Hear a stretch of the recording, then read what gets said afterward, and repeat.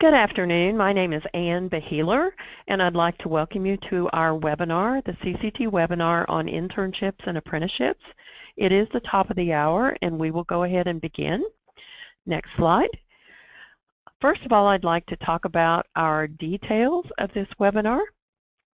And in terms of this, you will be in listen-only mode using your computer or your phone.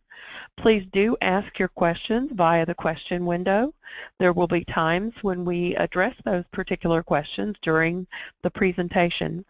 This webinar is being recorded, and you will be sent a recording link after we are through.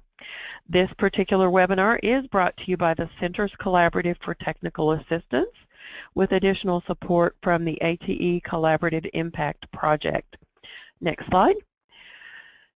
You may wonder what the CCTA actually is. It is led by a group of National Science Foundation centers, the National Convergence Technology Center that I lead, the South Carolina ATE Center, Florida ATE Center, BioLink, and the Network Resource Center at Maricopa Community College. We are leading these webinars to provide technical assistance to DOL grantees and also to NSF grantees, and to provide information to others who are just interested in workforce programs in general. Next slide. Oh, we already have it. The CCTA purpose, I guess we have pretty well covered. We do provide topical webinars on existing and new solutions, and this is one of those. Okay, we have a poll. Would you please fill out the poll with respect to your affiliation so we have an idea of our mix between NSF and TACT grantees? Janet, you can show that slide when you are ready of the results.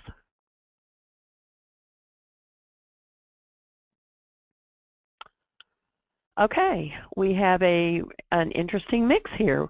21% NSF, 28% TACT, and 16% both, with 35% neither. And that's very interesting as well, because hopefully this information will be of general use to all on the group. We have another poll very quickly.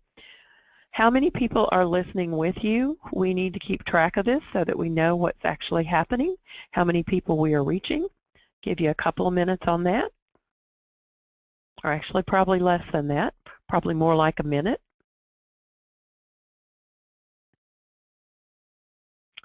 And Janet, you can show the results of that poll when you are ready. Okay, so none obviously would be one person, and then we have a few with more than one involved. This is very good, good to know. Okay, without further ado, let's talk about today's presenters.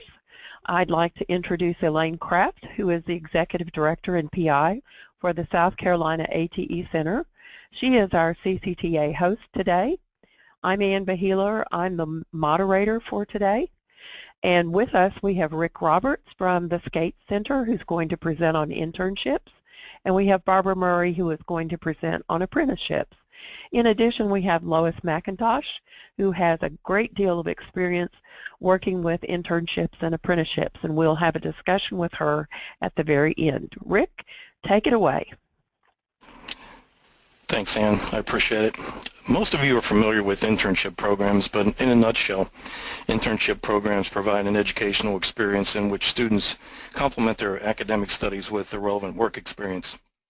An internship provides hands-on learning that integrates knowledge and theory learned in the classroom with the practical application and skills development in the professional setting. Internships give students the opportunity to gain valuable experience and professional connections in the fields they are considering, and provides employers with the opportunity to guide and evaluate those students. It's all about really building long-term relationships with business and industry who are ultimately going to employ your students. So what I'd like to do is take a quick look at the internship elements, and then take a look at our model at the South Carolina ATE, including our purpose, our design, our program review, and how we get feedback as well. So next slide. And what I'd like to do is real quickly take a little participation poll. If you can put that up, Janet, thank you. Give you a minute to fill this in, just kind of get an idea where people are coming from and whether they're involved currently in internship programs or supervising those.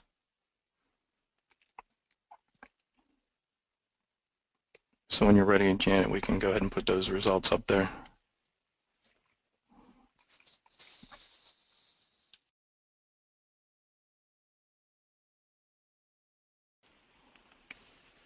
Okay, so we've got a pretty evenly mixed field of individuals here today.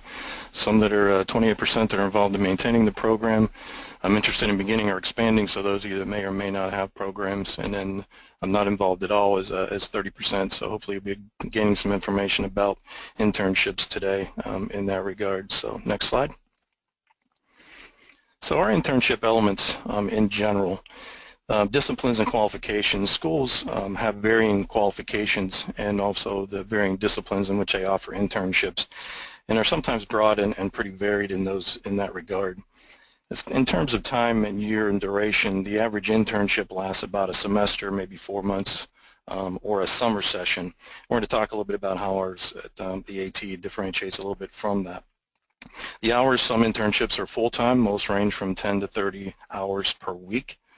On the paid and unpaid level, it can be paid and those are preferable, but unpaid are more typical of the internships that I've dealt with in the past.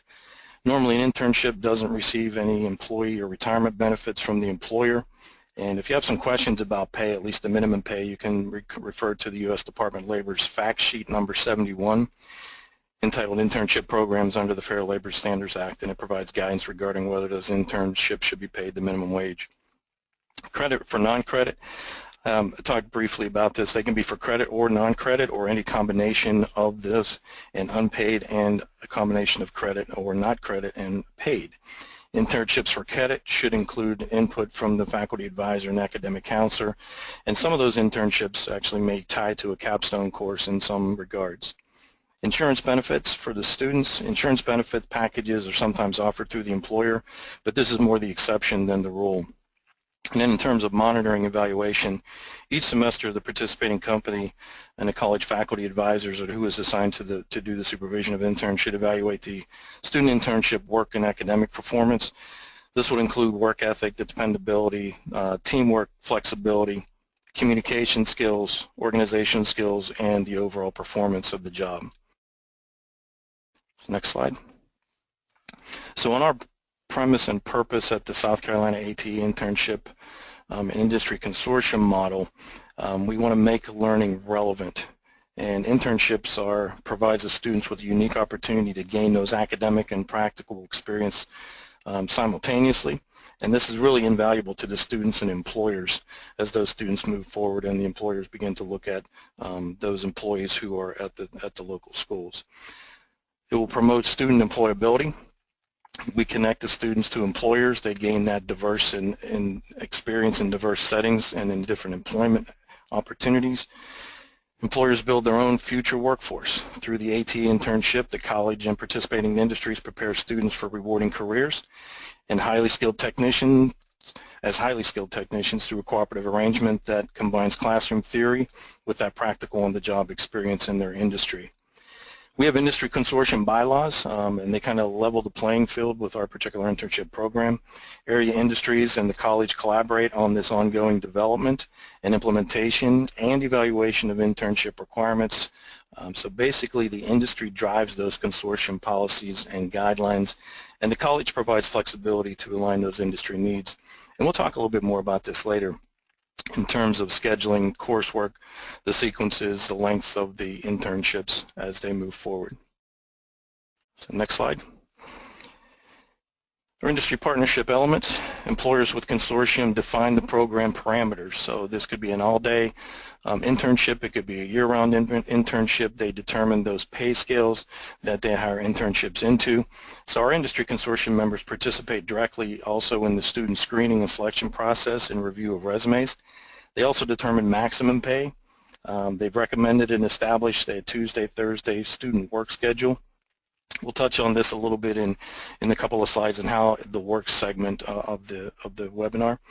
And then industry drives parameters and really dictates those needs, and a college's need to adjust to those particular needs in order to to move forward and be sustainable. The starting pay for the industry consortium members is equal. Each company that is in our consortium and in our internship program will offer the same rate of pay for all internships. The companies usually have the latitude to increase that after the first 3 months or so of an internship. So really what it is a non-compete wage statement between the companies, so they're not gouging each other for particular internships. And since it's not tied to academic credit in our program, those internships can be for extended periods of time. Participating companies agree not to hire prior to graduation, so they provide pay, work experience in a related field, and it's really through the time of graduation. So there's not that, let's grab an intern before they graduate, have them come and be employed and actually not receive their degree. So next slide. Our industry collaboration is really three things. It's essential, it's sustainable, and it's flexible. Essentially provides qualified individuals for area industries through an ongoing proven process of selecting, training, and promoting high-quality technicians. The industry dictates the needs and when those needs will be met, and they will continue to come back to the college, so the model is really sustainable. If you make it that the companies are engaged in this particular process, they'll continue to come back to you to fill those needs. Each year we host an industry consortium and we review the history and bylaws of the consortium, we go over the guidelines, and we also recruit new employers and industries to the table, and this usually happens in the fall. And this year we're combining that with an internship fair to give companies the opportunity to recruit and inform students about internship opportunities. Sustainable, AT internships enable any deserving student to obtain an associate's degree in a selected engineering industrial technology field, regardless of the student's financial status, providing paid cooperative work experiences. The companies agree to notify any ATE interns of any full-time employee opportunities as they graduate, and that's based on the company's need. So it leads to long-term sustainable employment, and we want to fill that pipeline for qualified students for our industries in our area, and it's flexible. It incorporates essential skills, knowledge, and experiences into a coordinated sequence of academic courses and on-the-job training. It provides alternative educational experiences for academically qualified individuals entering the technology fields. So next slide. So let's talk a little bit about our AT student intern qualifications. For the disciplines in our particular internship, it's computer technology or network systems management, industrial technology, and engineering technology. So we use those three particular disciplines as our guide. The GPA requirements, our ATE interns are expected to maintain a minimum GPA of 2.5 throughout their stay in the internship program, and the hours and work are flexible. The participating student attends classes approximately 20 hours per week and works at his or her own company 15 to 20 hours per week. And additional hours worked are contingent upon the company's need and the student's GPA. Next slide. How the South Carolina AT Center and FDTC internship works. This is kind of our model. We paid internships, they're really not tied to academic credit, so the internships are not tied to any kind of particular length. It's not a summer, it's not a semester, so they can be extended periods of time, and there's no additional credit hours received for that time. Course scheduling by the college, which is kind of unique to the program, is to accommodate a Tuesday, Thursday, full-day internship work schedule. So the internship students' coursework is scheduled in sequence and timing that allows for the internship work opportunities. For example, a course sequence may be the student is in the academic side Monday, Wednesday, Friday, and then working in the internship as scheduled with consortium members on a Tuesday, Thursday. So the building of those relationships with faculty are key, and the advisors of those identified disciplines are really key to be involved with that and scheduling sequence to make this work.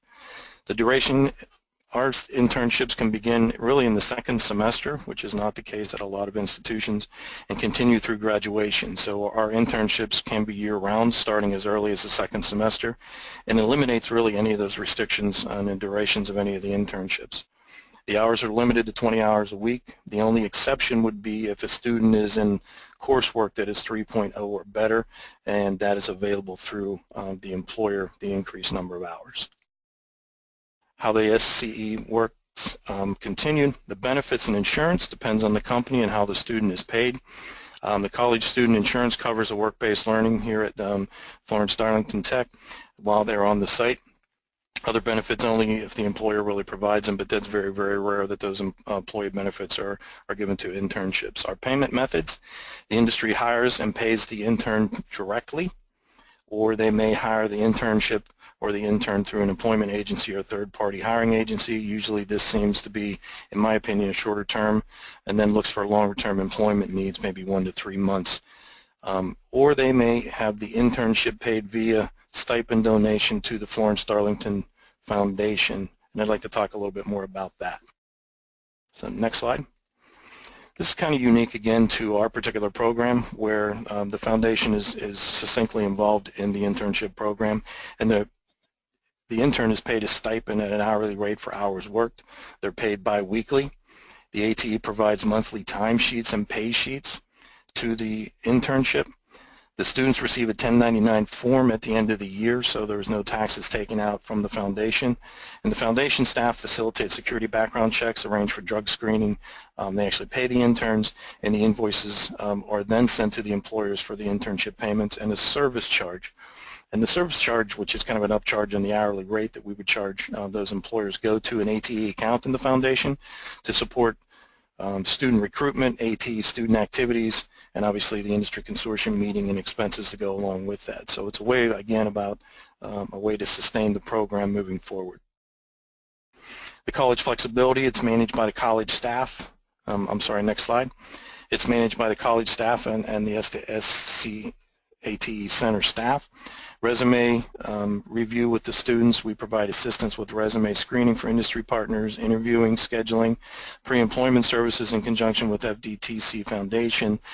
We do an MOA, we do drug screening, we provide the timesheets. We also do tours of industry facilities and appropriate record keeping for those particular interns. Collaboration with faculty and employers are obviously important. Company relationships and building on those is very important, and we continue to do visit sites and involve the faculty in those as well. Coordinated with other benefits for the ATE, and we try to find synergy with other programs supported by the ATE community and in those technology disciplines that we have in our internship program.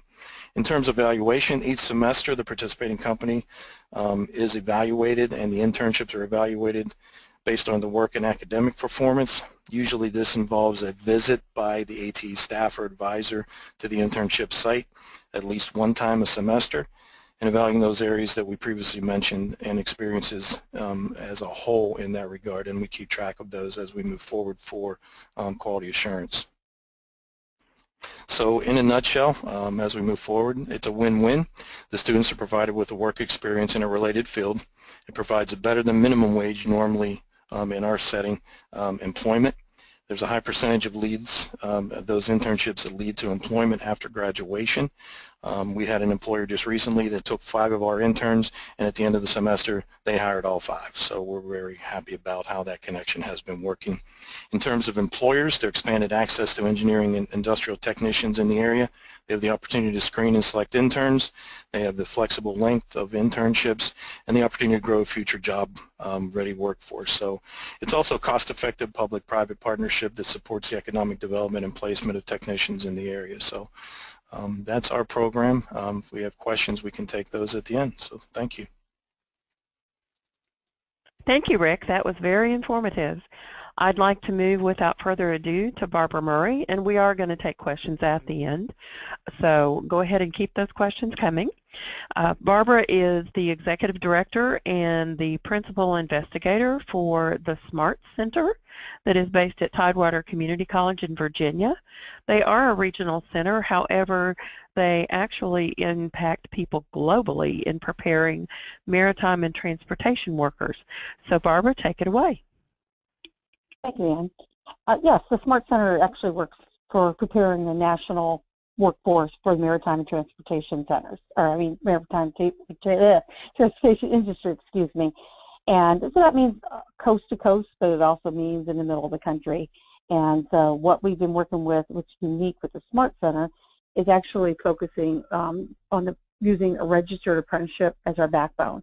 So as we look at, you'll hear throughout these slides, the stackable credentials, meaning both academic and industry credentials, and that moves right along with registered apprenticeship.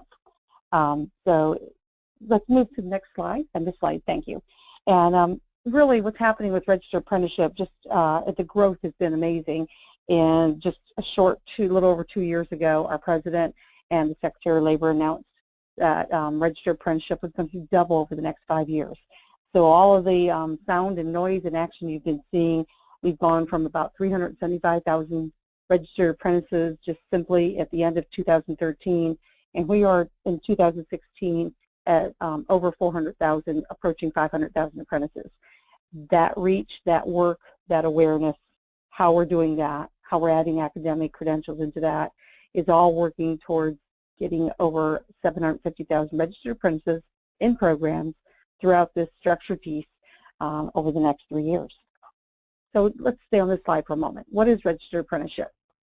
5 core components, but if you don't mind moving back one, Janet. And but the 2 major things that make up the core part of registered apprenticeship is structured on-the-job training, OJT, plus related instruction. So we look at OJT plus RTI. And where one is in a program that's actually part of employed by employer. So if you see it on the left side, they are employed. It is for a very specific set of time, for a very specific occupation, for specific courses that one would be taking and competencies that they would pass. Along the way, they would be getting paid more. They are paid. There's a structured piece if it's a 4-year apprenticeship, for example, usually every 6 months. That's laid out. What the raise would be, what one would be getting for that. At the end of it, the golden credential they're going to get is a National Department of Labor, U.S. Department of Labor occupational credential called Journey Person, or the Journeyman, many might know about. Next. And just some facts and figures that are pretty interesting. Over 150,000 employers participate and have programs in registered apprenticeship. That could be employers, it could be labor areas, organized groups, electrical areas that you might be familiar with. Everything though also into healthcare and IT and various areas in transportation that we're working with the ports now. There's over, like I said, over 400,000 registered apprentices, approaching 500,000 now. Their average working salary, over 50,000. So I mean, it's very, very well paid. It's benefits, full-time, and there's a future in it. It works. The employers look at that and say, we've got someone that's here, we're supporting them. The student that's the apprentice is also getting an opportunity to get their college classes, get their education, get their work experience, and that's huge with the mentor helping them. And over a lifetime, just an average, and this could be low, over an average of 20 to 25 year work time, an apprentice actually earns about 300,000 more than their peers that do not have a journeyman. The return on investment is fabulous. It's almost 1 to 1.5, so it's $1.47 to every dollar, 47% higher, and that percentage works back to increasing productivity, increasing longevity, and the increase actually just the experience for what the employer has. This is great summation right here. Again, this is where we're currently at with the numbers of apprentices. The new programs, the new apprentices that were just added that increased that number in 200,000 just simply in 2015 with this action. And those that are completing, the numbers of course are more because we have more active programs. Next. What really works and what the Smart Center has been doing by using registered apprenticeship as our backbone is working with both regional and national apprenticeship partners. So if you look at the top of that star and see Smart Center over there in Virginia, but we have partners that we work with obviously all the coast because of the maritime piece. And many of these companies are large companies that have multiple sites, and that's what makes them a national apprenticeship program, and some are regional. And then we're working with those colleges in the region, doing many pathways that could start as early as high school with dual enrollment, and then students that might be coming out of the military could be working with the government in getting paid that direction, our partners and students with the AT centers, and then working super close with those employers and meeting where are we going next. California and Washington is a large need for some of our partners. We're going to have an opportunity here shortly to actually talk to one of our large national partners that helped start this. So next, Janet. So who are some of these partners? These are our folks that Smart Center has worked to set up programs with. Many of them, such as Oceaneering, BAE Systems, the various ports you see on the left there, are all programs that are actually looking, that have set up national programs, meaning a student might be enrolled in Virginia, and they could actually do some work on a contract, for example, in California. on a ship. The ports is what we're looking to do, is start from the beginning and make those a national program where perhaps the Port of Houston and the Port of Baltimore both have crane operators using the same information, same credential that would cross the person over. They could be a journeyman in Virginia and move to California, and they would know that they have the same standard education, the competencies, the skill set. And so it works. It works on that end, that it is very portable. The job task, and those are what's, again, very specific. We're going to just look at this for a moment, and I'm going to ask Alan Walker to come and talk to us about, he was actually the director of apprenticeship for BAE Systems. Alan is on the phone here, and Alan helped work with developing what became a regional and a national program, a very large company, and where we have over 15 occupations. 4-year programs, 2,000 hours a year, which is full-time, and then the different occupations we're focused on. Alan, would you like to talk a bit about what BAE Systems does and some of your programs? Sure. And then you can go on, Janet. Yeah, thanks, Barbara. So BAE Systems, we're one of the largest non-nuclear repair ships in the nation. We have multi-sites on East Coast, West Coast, Gulf Coast, and Hawaii. And one of the things we use the apprenticeship to do is not only to prepare our future workforce, but really build our future leaders, our next generation of leaders. I had the opportunity, I am a graduate apprentice from a long, long time ago, but when we started looking at redoing our program, about 15 years ago, there were some things that we knew we could be successful in. First off, we could come out with good mechanics, we could come out with good supervisors and future managers and leaders. And one of the things that we wanted to do as we changed it was take not only the Department of Labor and Industry credential, but also add an academic or a stackable credential that they would kind of go as, as they were learning, they would be also earning some credentials along the way. Our particular program was 4 years, and we pay for their college tuition to get these academic credentials as well. It's a full-time job, so they're working as well as going to school. And we were very successful when we redid the program. The occupations, we sat down and using subject matter experts, our mechanics that did the job and the supervisors that oversaw it, and developed the work processes, enlisted the help of Tidewater Community College to kind of supplement with some of the needs, from math, English, and other technical skills to help make them successful. And again, we were pretty successful turning out the apprentices there and actually just preparing our future workforce with other leaders. Barbara. Yeah, thank you. Next, Janet. So what we can show here, and we're next just want to talk about where you could find more information regarding what Alan was saying, where you could find more information specifically about apprenticeship. If you look at the buttons there, we've got apprenticeship place where you can actually go find more information, more details. Next slide, Janet. The videos, the apprenticeship link, if you're a student, if you were someone from military going to maritime, and the different transitions.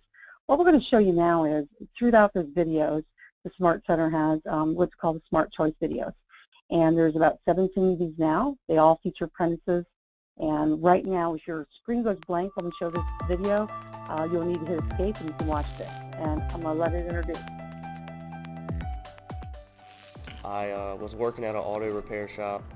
Always have loved turning wrenches and all that. Little did Coulter Chambers know that he could turn that passion into a lucrative career, not in a garage, but in ship maintenance and modernization. I was told that the shipyard is all greasy and grimy and you're going to get sick and have health issues and all this blah, blah, blah. And it was totally wrong because they know nothing about it. Coulter is in an apprenticeship program at Oceaneering, a world leader in performing specialized work on submarine safety systems. He's learning to be an outside machinist while earning college credit taking classes at Tidewater Community College. They're paying for my school to go at night. I get to work all day and have my money, and I still get to enjoy all my hobbies and not be away from home. I've really loved it. Young people like Coulter Chambers intrigue apprenticeship recruiters like Scott McLeod, who was an apprentice ship fitter earlier in his career. You put on your resume that I like to work on lawnmower engines in my garage. Well, I'll look at you as an outside machinist. Like to play around welding. You're my next welder. I love the smell of wood, not the fire retardant, but the smell of cut wood. I know that's strange, but I do.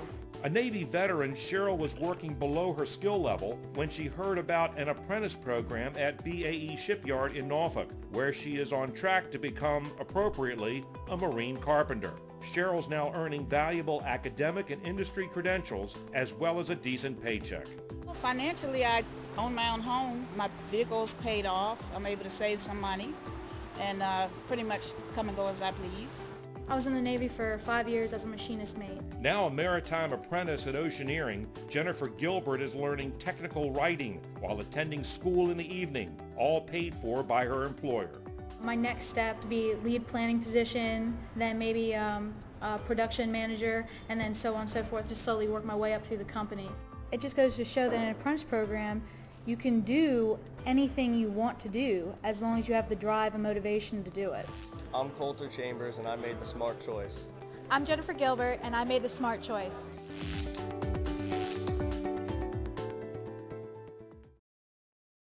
And that's an example of what you will see on the website. There's many tools. There's areas that you can go into to also look at for the Department of Labor apprenticeship area, where you can get the toolkit, you can get the forms, and you could also find out what other programs are in your area. You could search the occupations also. So this is, and if you're interested, of course, the Smart Center would be happy to send you some of the videos and send some things we use for career days and for other events. Why would you use registered apprenticeship? And on this slide here, I'm just kind of summing up again some of the win-win scenario with the employer, as Alan was talking about, working with education, getting what they need, getting long-term employees that actually, work to actually bring more value to the company, and then the employer also has something that themselves that they can take further. It's a model that's been around for over 70 years. It works. It's been working in many different industry strands, and it still provides and produces world-class talent that usually stay on for many, many years, just as Alan's done this for over probably close to 30 years in shipbuilding and ship repair and with BAE Systems. Other companies you recognize there, such as Walgreens, Blue Cross, Ford, Chrysler, Whirlpool, some of those huge companies have programs throughout the nation, and then there's smaller ones. Some only have one or two.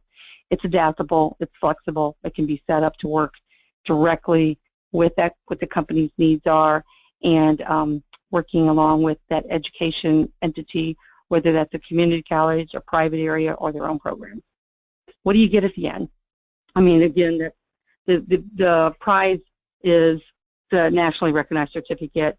I give an example similar to most people know what an RN is, a registered nurse. Whether you went to a program that was a registered program in Montana or Virginia, you have a nationally recognized certificate that spells out your education and your experience in certain components in certain areas.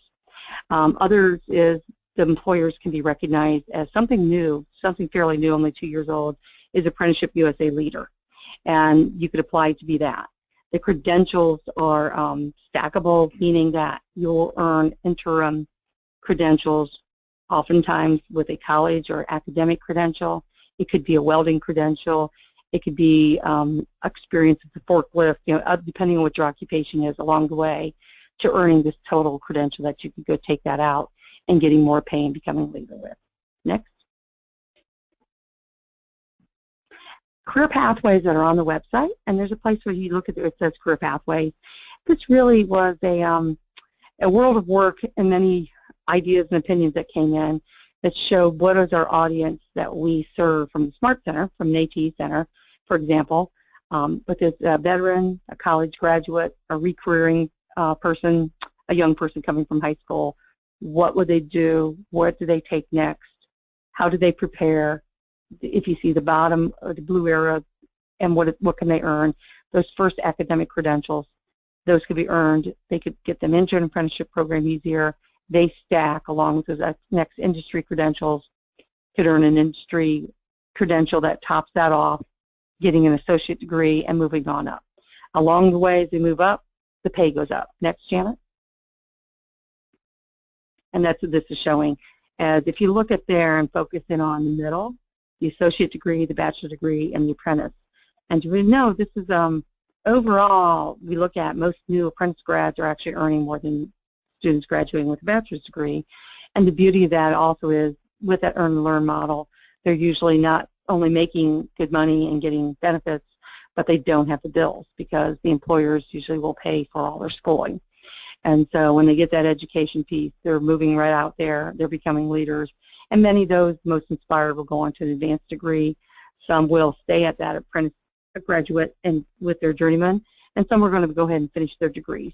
And so that's where we were looking at earlier, that over a lifetime, 300,000 to 400,000 more that someone's working that they'll earn over their lifetime because of having that journeyman. Next. And this is, again, sums up what I was saying about education pace. If you look, this is just one of the tools. It's on the website. One of the ones that work really well to give that big snapshot, that big picture. And it's looking at maritime jobs and transportation jobs.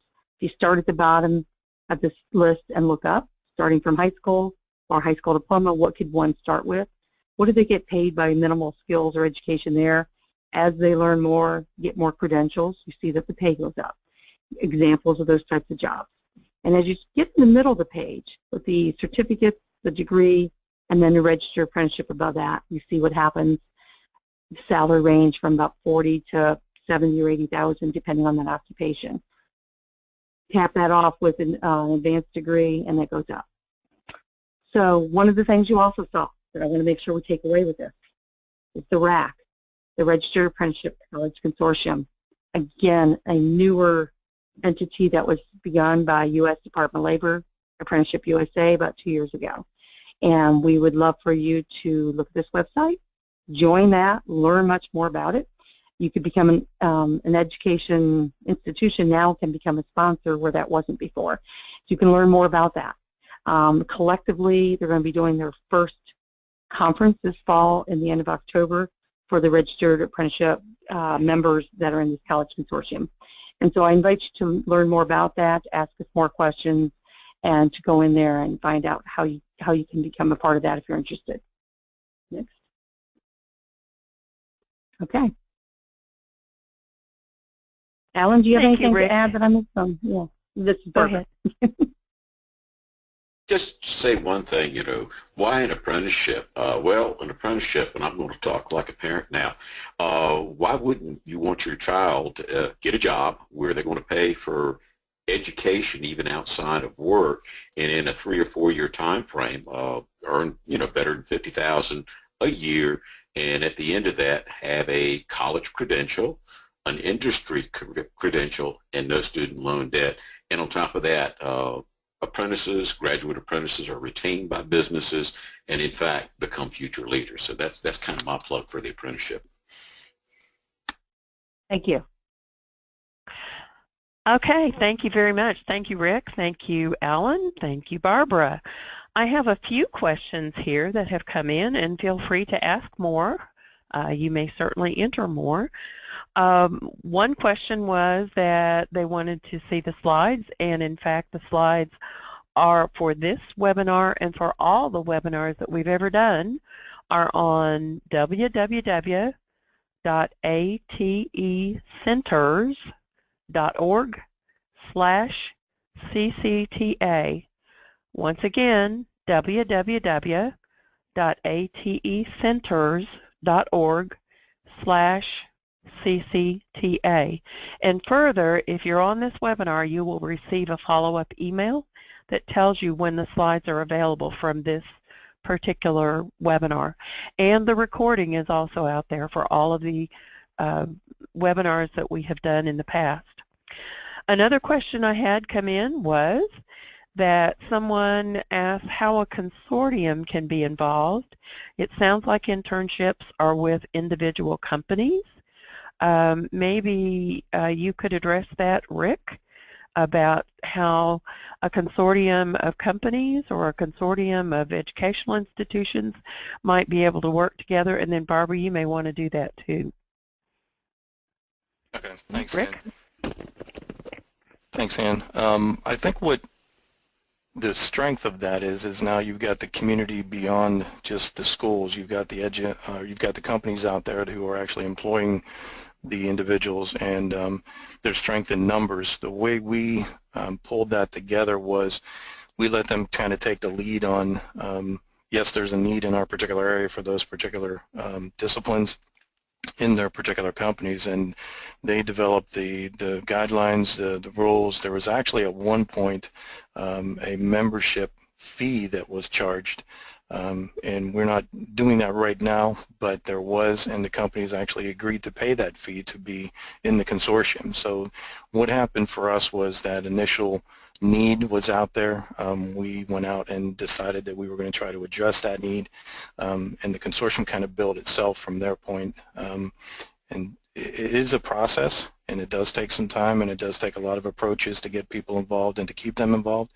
But I think with the consortium, there's kind of that strength in numbers, and there's that overall view of we have a need as a community, not just company to company, and it's everybody kind of helping themselves. And it benefits the students in the long run, and it benefits the college. Okay. Barbara, do you want to comment? Yes. Actually, interestingly, some of what Rick said, but also we developed something called the Maritech, the Maritime Consortium. Started with a task force over 10 years ago because that consortium piece worked well. It's a education and industry component. So what we have in education is we have the information, but we can't necessarily go out there and go on site or put students on site for industry. What industry needs is those students and need to have input, but they can't necessarily go out and pluck out the students or go into the classroom to talk to them. The consortium brings that together where an even playing field, an informational exchange. We have monthly meetings now for the Maritime and Technologies Consortium.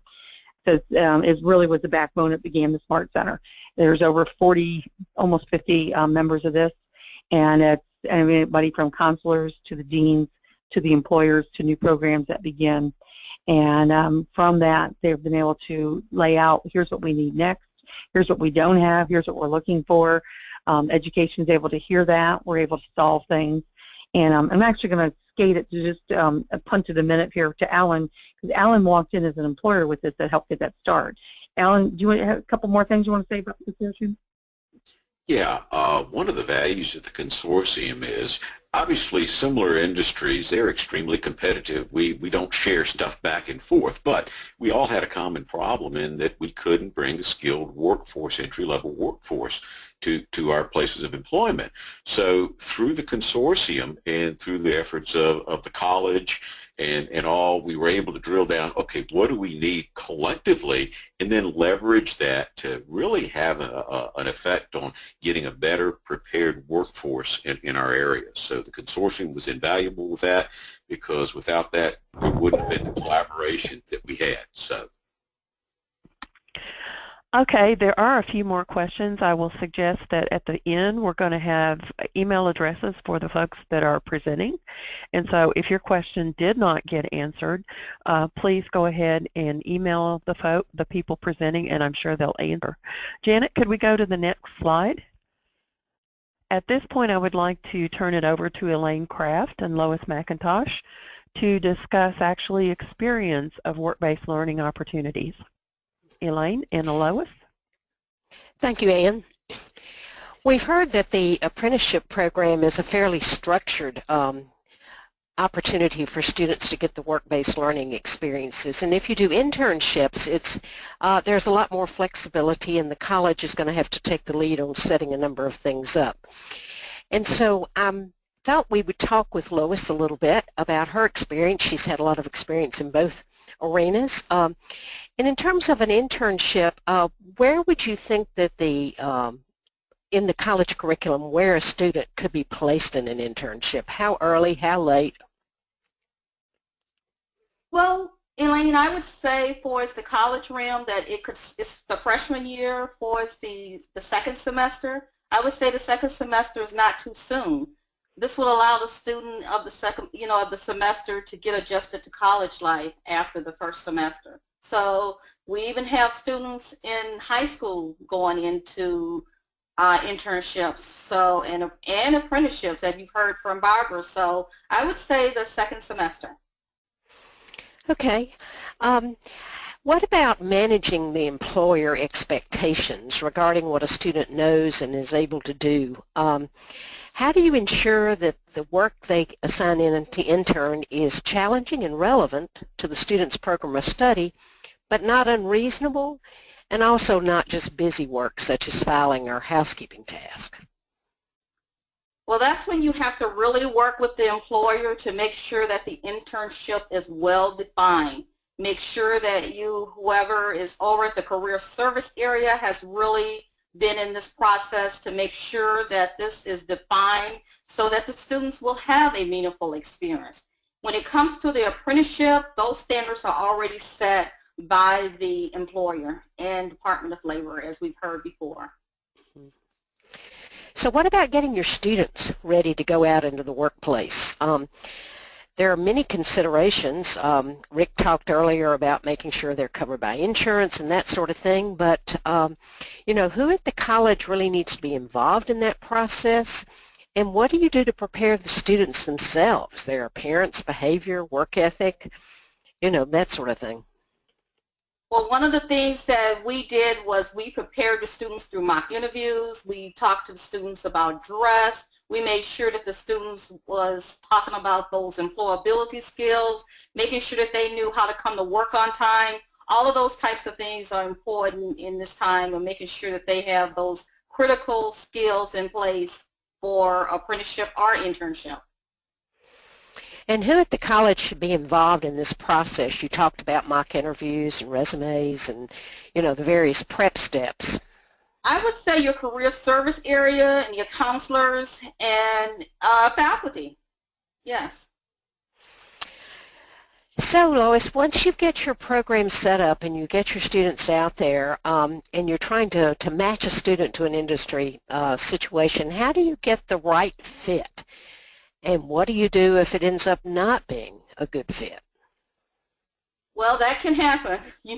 Well, one of the things in getting the right fit, you really have to make sure that you have had that relationship with the employer. We heard that when Ellen talked before about the apprenticeship. We want to make sure you have good relationships with employers, because if you don't have that right fit, that student can break the program. But we've had that situation happen, and we had a great relationship with the employer, and he came back and got another one. That student just wasn't a good fit because that student just didn't have the critical skills that they were looking for at the time. You need to make sure also that those job descriptions of what the employer is looking for is all defined in everything.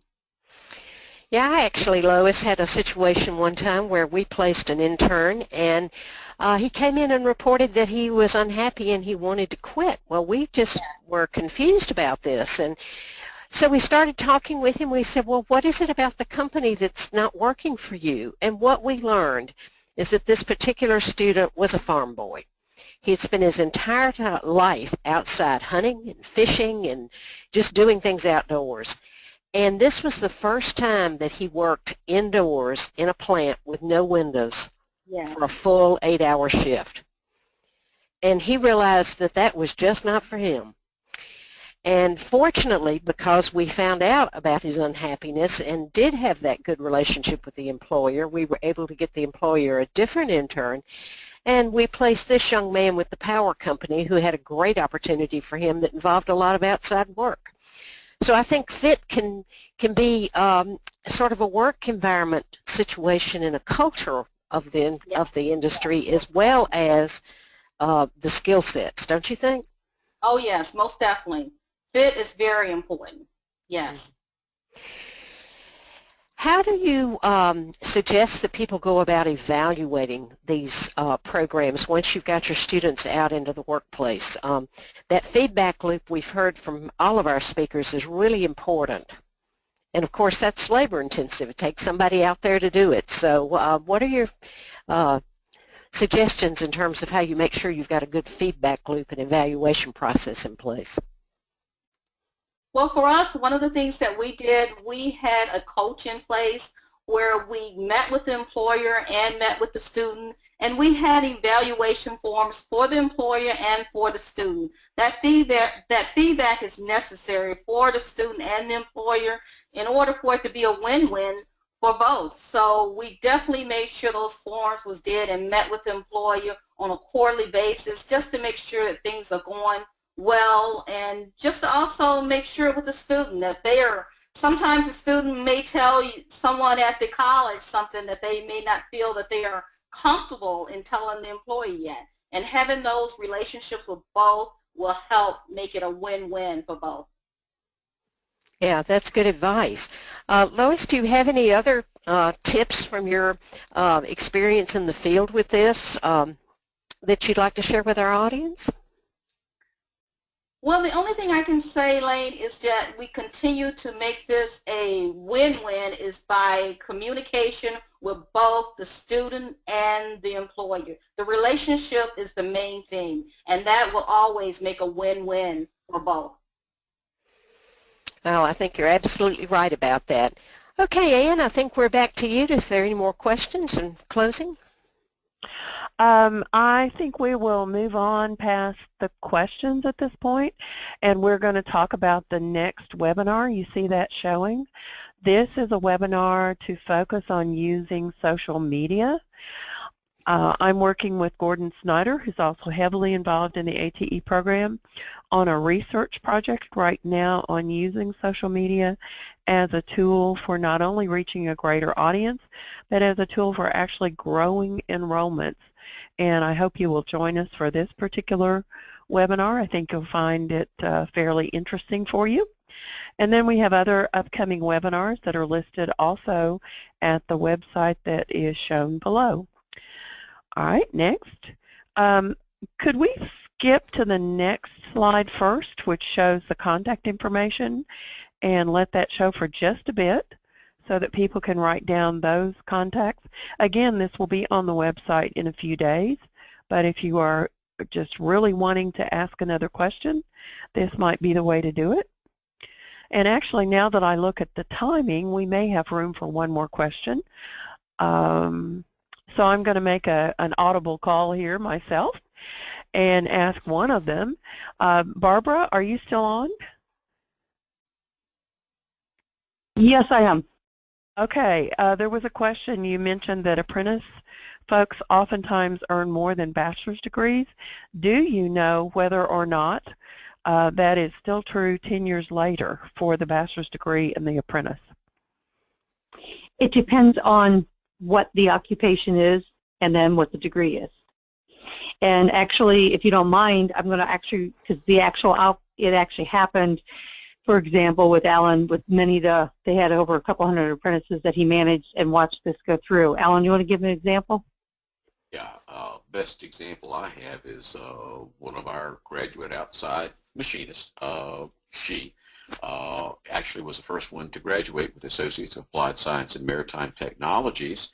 And right now today, she is out working in Hawaii as a program manager, probably making, and this is, you know, somewhere approaching about $90K with a 2-year degree. And that is right at the 10-year mark. Actually 10 years of employment, 6 years post apprenticeship completion. That's about the best example I have. A good portion of the people, at least in my industry, will make, you know, would exceed 75K at a 10-year mark of employment if they're a graduate apprentice. So compared to bachelor's degrees, what would a bachelor's degree be making at that point in the kind of area where she is? That would probably be like a mechanical engineering technology, and I would think she would be pretty comparable, to be honest with you. Okay, all right. And another question, Rick, how might you get an employment agency involved in helping with an internship program, or do you have any ideas about how to do that? Yeah, thanks, Ann. Most of the third-party employment agencies are really contracted through the industries themselves. but we do have specific contacts if we wanted to do that through our program, but a lot of those are kind of through the companies themselves, so they're kind of already established that they're already using those third parties to hire temps or part-time employees, so they just morph it into the internship program as well. Okay. So I don't know, Elaine, you've got a little history on that, if that's any different.